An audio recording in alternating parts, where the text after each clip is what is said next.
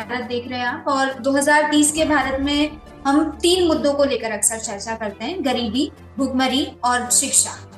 क्योंकि भारत देश को लक्ष्य मिले हैं 2030 तक शून्य गरीबी, शून्य भुखमरी और एक बेहतर शिक्षा के पैमाने तक भारत देश को पहुंचना है। और इन तीनों ही मुद्दों को लेकर हम आए दिन नए नए चेहरों से बात करते हैं और जानने की कोशिश करते हैं कि आखिर उनकी नजर में भारत देश 2030 तक कैसा होगा। तो आज भी हम जिनसे जानने वाले हैं, जिनके विचार जानने वाले हैं 2030 को लेकर, वो हमारे साथ जुड़े हुए। हमारे साथ बीजेपी माइनॉरिटी मोर्चा के नेशनल प्रेसिडेंट जमाल सिद्दीकी जी जुड़ चुके हैं। सर, सबसे पहले तो बहुत बहुत स्वागत है आपका। बहुत बहुत शुक्रिया, धन्यवाद आपका।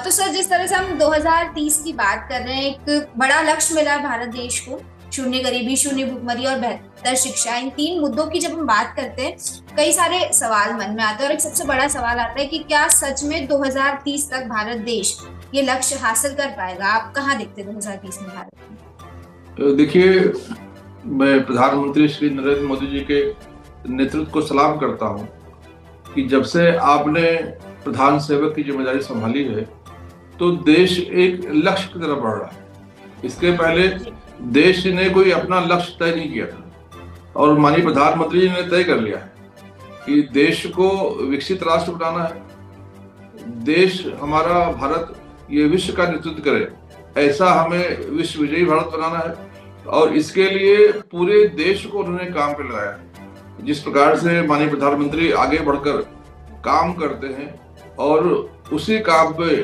चलने के लिए युवाओं को, भारत के नौजवानों को, किसानों को प्रेरित करते हैं और पूरा देश अब उनके रास्ते पर चल पड़ा है, तो मुझे पूरा विश्वास है कि आने वाले समय में भारत विश्व विजयी बनेगा, भारत विकसित राष्ट्र बनेगा और भारत अब पूरी दुनिया का नेतृत्व करेगा। ये मुझे पूरी अब यकीन हो चुका है। मतलब सर, आपके हिसाब से 2030 तक जो लक्ष्य मिले हैं भारत देश को यूनाइटेड नेशंस की तरफ से, वो हासिल कर लेगा देश? 100% कर लेगा। 2030 तक हम जो है अपने बहुत सारे जो हमारे लक्ष्य थे उसको पूरा कर लेंगे और मुझे यकीन है कि जिस प्रकार से माननीय प्रधानमंत्री ने अभी 5 नंबर पर हमें लाकर रखा है, 5वें नंबर पर रखा है, उसी प्रकार से आने वाले 2030 तक जो हमारा भारत है वो तीसरे स्थान पर आएगा और जो हमारा जो है जीडीपी है ये भी जो है अपने लक्ष्य को प्राप्त करेगा। तो फिर सर, क्यों भारतीय जनता पार्टी द्वारा और प्रधानमंत्री द्वारा 2047 की बात की जाती है? मुझे जिक्र नहीं दिखाई देता आमतौर पर 2030 का। 2047 तक देश विकसित हो जाएगा, 2047 में ऐसा हो जाएगा, ये सारी तमाम बातें की जाती है। तो 2047 पर क्यों फोकस किया जाता है अगर 2030 तक हम लक्ष्य हासिल करने में सक्षम हैं? देखिए, माननीय प्रधानमंत्री जी ने विकसित राष्ट्र का बीज डाल दिया है और उसको पूरा देश मिलकर खाद पानी डालकर सिंचने का काम कर रहा है और जो लक्ष्य माननीय प्रधानमंत्री ने दिया है उस लक्ष्य को प्राप्त करने के लिए पूरे देश के लोग, चाहे किसान हो, चाहे नौजवान हो, चाहे महिलाएं हो, चाहे युवा हो, ये सब लोग मिलकर काम कर रहे हैं। तो एक जो उन्होंने लक्ष्य दिया है 2030 का, एक पहला पड़ाव है जहां पर हम अपने आप को उस स्थान पर लाएंगे और आगे जो 2046 का उन्होंने लक्ष्य दिया है उस पर हम उस स्थान पर मजबूती से खड़े होकर पूरे विश्व का नेतृत्व करेंगे। इसलिए माननीय प्रधानमंत्री ने 2 लक्ष्य तय किए हैं। सर, एक चीज आपने बहुत अच्छी कही कि लक्ष्य तक पहुंचने के लिए पूरे देश को मिलजुल कर काम करना पड़ेगा, चाहे वो युवा हो, चाहे वो किसान हो, चाहे वो महिलाएं हो या कोई भी वर्ग का हो, पूरे देश को एक साथ आगे आना पड़ेगा। लेकिन इसी को लेकर एक सवाल मेरे जहन में उठ रहा है कि भारतीय जनता पार्टी पर विपक्षी पार्टियों द्वारा और कई लोगों द्वारा इस तरह के आरोप लगाए जाते हैं कि भारतीय जनता पार्टी धर्म की राजनीति करती है। भारतीय जनता पार्टी मस्जिदों में जा जाके शिवलिंग ढूंढने की कोशिश करती है। ऐसे आरोप भी कई दफा लगाए गए हैं। क्योंकि आप भारतीय जनता पार्टी से बिलोंग करते हैं और खासतौर पर माइनॉरिटी मोर्चा के नेशनल प्रेसिडेंट है, एक मुस्लिम है, तो आपसे मैं ये चीज जानना चाहती हूँ क्योंकि अमूमन देखा गया है कि मुस्लिम वर्ग में कहीं ना कहीं कुछ नाराजगी है बीजेपी को लेकर। तो ऐसा क्या सच में ऐसा है? क्यों नाराज है मुस्लिम वर्ग बीजेपी से? क्यों ऐसे आरोप लगाए जाते हैं? देखिए, हम जब एक तरफ विकसित राष्ट्र की बात करते हैं और जिस प्रकार से माननीय प्रधानमंत्री श्री नरेंद्र मोदी जी ने देश के सभी नागरिकों में ये भावना जागृत की है कि हम चाहे अपने खेत में काम करें, खेती किसानी काम करें तो भी हम देश के लिए काम करें, चाहे अपने दुकान में काम करें, किसी को सामान बेचने काम करें तो भी देश के लिए काम करें, चाहे हम फौज में जाकर काम करें तो भी देश के लिए काम करें। एक तरफ माननीय प्रधानमंत्री ने पूरे देश में जो नागरिक का कर्तव्य क्या है, पहले लोग अधिकारों की बात करते थे किस प्रकार से हमको मिल जाए, लेकिन जिस प्रकार से माननीय प्रधानमंत्री श्री नरेंद्र मोदी ने देश प्रथम की भावना पूरे देश में जगाई है और सब लोग इस भावना से काम करें कि हम देश के लिए काम करें, ईमानदारी से काम करें, पूरी निष्ठा के साथ काम करें। और जिस प्रकार से उसका रिएक्शन भी आ रहा है, आप देखेंगे तो भारत की इज्जत पूरी दुनिया में बढ़ी है, लोग अब सम्मान के नजर से हमें देखते हैं। आप पर्यटन देखेंगे, आप इन्वेस्टमेंट देखेंगे, सभी में बढ़ा है।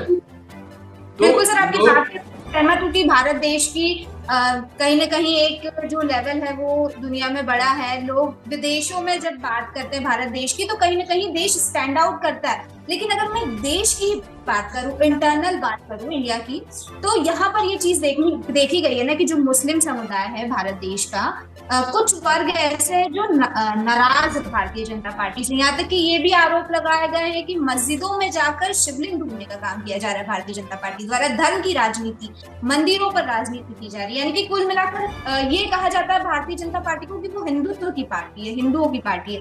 इस पर क्या कहना चाहेंगे? और अगर कोई अपोज करता है तो उसे एंटी हिंदू करार कर दिया जाता है, ये आरोप लगाए गए। देखिए, राजनीतिक दल का विरोध लोग करना चाहिए, उनके गलत फैसलों का विरोध करना चाहिए, लेकिन राजनीति का विरोध करते करते देश के खिलाफ बोलना, देश की छवि को ठेस पहुंचाना, देश को पूरी दुनिया में बदनाम करना। एक तरफ माननीय प्रधानमंत्री जी देश को ऊपर ले जाने काम करे, दुनिया में भारत का नाम हो, भारत की एकता, अखंडता, भारत की संस्कृति की पहचान हो, इसके लिए काम करे। दूसरी तरफ हमारे देश के कुछ लोग देश को बदनाम करने के लिए एक निचले स्तर तक उतर के जा रहे, ये दुर्भाग्यपूर्ण घटना है। भारतीय जनता पार्टी सभी धर्मों का सम्मान करती है, भारतीय जनता पार्टी सभी धर्मों को साथ लेकर चलती है। भारतीय जनता पार्टी के प्रधानमंत्री श्री नरेंद्र मोदी जी जो सही मानों में सेकुलरिज्म है उसका पालन करते हैं। माननीय प्रधानमंत्री कहते हैं सेकुलरिज्म का मतलब ये नहीं होता है कि हम दूसरे के धर्म में शामिल हो जाएं, सेकुलरिज्म का मतलब होता है कि दूसरे धर्मों का सम्मान करें, और वो करते हैं। अभी आप देखेंगे लोहड़ी का त्योहार था, माननीय प्रधानमंत्री इसमें शामिल हुए। अभी दिसंबर में 25 दिसंबर को जो क्रिसमस का त्योहार था, माननीय प्रधानमंत्री चर्च में गए। अभी जो अजमेर शरीफ का उर्स शुरू हुआ, वहां पर माननीय प्रधानमंत्री ने चादर भेजी। तो जिस प्रकार से वो कहते हैं कि मैं पूरे देश का पालक हूँ, मैं पूरा देश हमारा परिवार है, तो परिवार के खुशियों में, परिवार के तीज त्योहारों में शामिल होकर वो एकता, अखंडता का संदेश देते हैं। लोहड़ी के टाइम पर भी प्रधानमंत्री नरेंद्र मोदी जी ने अपनी सहभागिता दिखाई। हर धर्म का बराबर से सम्मान किया जाता है, आपकी बात से मैं सहमत हूँ। तो फिर क्यों भारतीय जनता पार्टी का अगर मैं वोट बैंक देखूं पिछले चुनाव के कंपैरिजन में और 2024 का लोकसभा चुनाव में देखूं, तो क्यों 4% से 1% मुस्लिम वोटर्स हो गए? क्यों एक भी कैंडिडेट भारतीय जनता पार्टी से, मुस्लिम कैंडिडेट लोकसभा में नहीं जीता? एक सवाल है।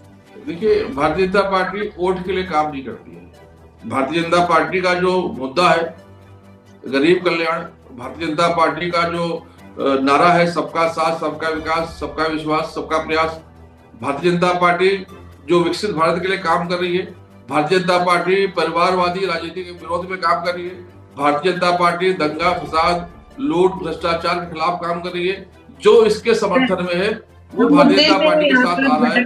पूरी तरीके से सवाल भी आपसे भटके हुए पूछे गए। देखिए, हम बेसिकली यहाँ पर वोट बैंक और बाकी सारी चीजों की बात नहीं करने आए हैं, हम सिर्फ और सिर्फ गरीबी, भुखमरी और शिक्षा की बात कर रहे हैं। तो मैं ये आपसे जानना चाह रही हूँ कि भारतीय जनता पार्टी गरीबी मुक्त भारत देश करने के लिए क्या ऐसे कदम उठा रही है? देखिए, माननीय प्रधानमंत्री श्री नरेंद्र मोदी जी जब से सत्ता में आए हैं, उनका जो लक्ष्य है वो गरीब कल्याण है, और ये भारतीय जनता पार्टी का मूल मंत्र है। अगर आप ये कहेंगे भारतीय जनता पार्टी की स्थापना क्यों हुई, तो जब जनसंघ की स्थापना हुई थी पंडित दीनदयाल उपाध्याय जी ने, जो उनका विचारधारा है वो एकात्म मानववाद, गरीब कल्याण, जो समाज का अंतिम आदमी है, अंत्योदय, उसके चेहरे पर मुस्कान आए, उसकी गरीबी हटे। वो नहीं है ना सर, अभी वो है नहीं। बेसिकली वो फुलफिल कैसे होगा?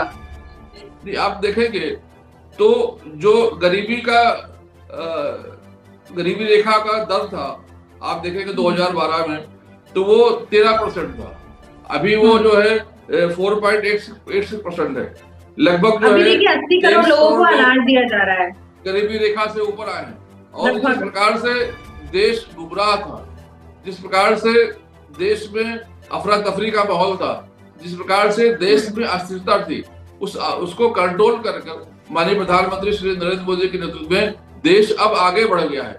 आप देखेंगे कि गरीबी का परसेंटेज कम हुआ है, तो फिर मुफ्त में 80 करोड़ लोगों को तो अभी भी अनाज दिया जा रहा है, तो फिर इससे क्या समझे कि अभी भी इतने लोग अभी मुफ्त में अनाज दिया जा रहा है, परसेंटेज गिर रहा है, अनाज दिया जा रहा है, तो कैसे हम समझे कि गरीबी रेखा से ऊपर आने का मतलब ये नहीं है कि वो अपने पैरों पर खड़े हो गए। गरीबी रेखा से ऊपर आए हैं लेकिन वो गरीब है। अब उनको और मजबूत बनाने के लिए, जिस प्रकार से बीमार जब ठीक हो जाता है तो तुरंत उसकी दवाई बंद नहीं होती है, उसको कुछ दिनों तक मदद की आवश्यकता होती है, जब तक वो बिल्कुल अनाज देकर उन लोगों को मजबूत बनाया जा सकता है। क्योंकि बात आपने जैसे कही ना कि अपने पैरों पर खड़े नहीं है, वो गरीबी रेखा से ऊपर आने का मतलब ये नहीं है कि वो अपने पैरों पर खड़े हैं। तो क्या ये नहीं होना चाहिए कि ऐसी स्कीम लाई जाए या ऐसी चीजें की जाए कि वो अपने आप में इतना सशक्त बने कि खुद से अपनी रोजी रोटी कमा सके, मुफ्त के अनाज की बिल्कुल सारे काम क्रमबद्ध होते हैं, एक दिन में कोई बदलाव नहीं आता है। माननीय प्रधानमंत्री श्री नरेंद्र मोदी ने उनको गरीबी रेखा से ऊपर लाया है, उनको शिक्षा की व्यवस्था की जा रही है, स्टार्टअप इंडिया, स्टार्टअप इंडिया और रोजगार के माध्यम से जो मुद्रा योजना है, बाकी सारी जो सरकारी योजना है उसके माध्यम से उनको किस प्रकार से आर्थिक मदद कर उनको रोजगार पे लगाया जाए, उनका स्किल डेवलपमेंट के माध्यम से रोजगार भी एक बहुत, रोजगार का जिक्र किया, रोजगार का जिक्र किया, तो रोजगार एक बहुत बड़ा मुद्दा बन चुका है, बेरोजगारी एक बहुत बड़ा मुद्दा बन चुका है। बिहार और उत्तर प्रदेश की अगर हम बात करें तो वहां पर बेरोजगारी दर जो है वो बहुत ज्यादा है और माइग्रेशन जो है वो भी बहुत ज्यादा है, क्योंकि वहां पर रोजगार नहीं है। तो इसको लेकर क्यों नहीं कुछ पहल की जा रही है भारतीय जनता पार्टी द्वारा, या फिर मैं केंद्र में बैठी सरकार से अगर मैं सवाल करूं, क्योंकि भारतीय जनता पार्टी ही है, तो क्यों नहीं इन दो राज्यों पर ध्यान दिया जा रहा है? और बल्कि देखा जाए तो इन दो राज्यों की वजह से ही आज जहां की भी जो मैं अगर फैक्ट्रीज कहूँ, कंपनीज कहूँ, वो चल रही हैं, बिकॉज वहां के लोग माइग्रेट किए हैं, उनको वहां पर अपॉर्चुनिटी नहीं मिली है। इन दो राज्यों पर ध्यान नहीं दिया जा रहा है। यहाँ पे शिक्षा भी अच्छी नहीं है, गरीबी भी ज्यादा है, माइग्रेशन भी ज्यादा है, हालत खस्ता है। और सबसे ज्यादा अगर मैं देखूं तो उत्तर प्रदेश और बिहार में ही राजनीति की जाती है। देखिए, उत्तर प्रदेश विकास के पथ पर चल चुका है, आगे बढ़ चुका है। आप प्लान की बात करेंगे, जो प्लान पहले 60% थे वो 10% पे आ गए हैं, चाहे वो कंपनियों की बात हो, चाहे विदेशी निवेश की बात हो। अब आप मुझे बोलने देंगे तो मैं बोलूंगा। नहीं सर, तो क्रॉस क्वेश्चन तो होगा ना सर। आप बोल रहे हैं पलायन कम हो गया है, लेकिन मैं खुद उत्तर प्रदेश और मैं खुद बिहार से हूँ, मैं खुद देख रही हूँ, मेरे आस पड़ोस के लोग हमेशा माइग्रेट करते रहते हैं, अपने घर पे रह ही नहीं पाते हैं वो। मैं बताऊं, मैं भी उत्तर प्रदेश का हूँ। जब मैं 1986 में जब मैंने 12वीं पास की, मुझे इंजीनियरिंग करना था, तो मेरे पास वहां पे मुझे इंजीनियरिंग कॉलेज नहीं मिला।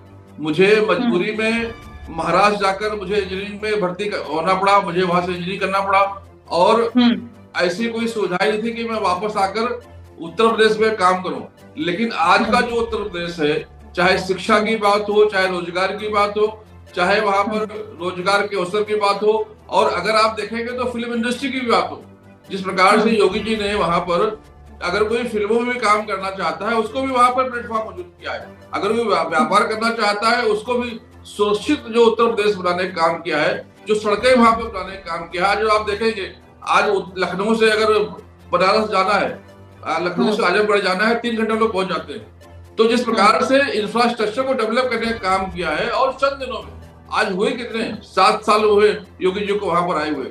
आज यहाँ पे देखेंगे तो इंजीनियरिंग कॉलेज, मेडिकल कॉलेज, वहां पर जो गरीब है, जो इकोनॉमिकल बैकवर्ड क्लास के लोग हैं, उनको मुफ्त की शिक्षा, उनको स्कॉलरशिप, उनको हॉस्टल की सुविधा। आज व्यापार को देखेंगे तो स्टार्टअप इंडिया और वहां पर मुद्रा योजना के माध्यम से उनको पैसे मिल रहे हैं, आर्थिक व्यवस्था हो रही है। और जिस प्रकार से गुंडागर्दी मुक्त करने का काम माननीय योगी जी ने किया है, अब लोग जो पहले दूसरे प्रदेशों में जाकर बसे हुए थे वो उत्तर प्रदेश में आकर काम करना चाह रहे हैं और लोग वापस भी आ रहे हैं। देखिए, तो अगर काम करने की अपॉर्चुनिटी मिलेगी तो कोई भी अपना घर नहीं छोड़ना चाहेगा सर। ये बात तो है कि अगर अपॉर्चुनिटी मिलेगी तो कोई अपना घर क्यों छोड़ेगा।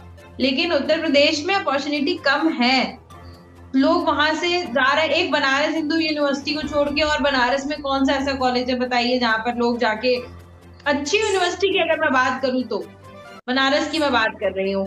अगर मैं बनारस में जाऊं तो बता दीजिए एक भी इंडस्ट्री जो खुली हो जहां पर जाके लोग काम कर रहे हो।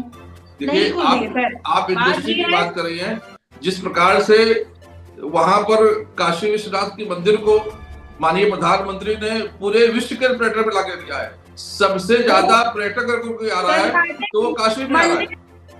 मंदिर को विश्व के लेवल पर लाकर रखा, बहुत अच्छी बात है। लेकिन हम बात शिक्षा की कर रहे हैं ना, शिक्षा में ऐसे क्या किया? नहीं, शिक्षा में भी देखेंगे, वहाँ कई प्राइवेट इंजीनियरिंग कॉलेज खुले हैं, कई मेडिकल कॉलेज खुले हैं, कई जो है स्नातक के कॉलेज खुले हैं। वहां पर चाहे वो गाजीपुर हो, चाहे मिर्जापुर हो, चाहे क्षेत्र के जितने भी जिले हो, वो वहां के बच्चे आकर वहां पढ़ते हैं। उनको स्कॉलरशिप की व्यवस्था दी जाती है, उनको हॉस्टल की व्यवस्था दी जाती है, उनके फीस की व्यवस्था की जाती है। जो ओबीसी के लोग हैं, जो SC ST के लोग हैं, उनको भी मदद की जाती है। जो आर्थिक रूप से पिछड़े हैं लेकिन उच्च वर्ग के लोग हैं, उनको इकोनॉमिकल बैकवर्ड क्लास में पहली बार किसी सरकार ने EBC जो इकोनॉमिकल बैकवर्ड क्लास के लोग हैं उनको मदद करने का काम किया है, उनको आरक्षण देने का काम किया है। ये सारे फैसले पहली बार देश में लिए गए हैं जो सबको दिख रहे हैं। ठीक है सर, बिल्कुल बिल्कुल।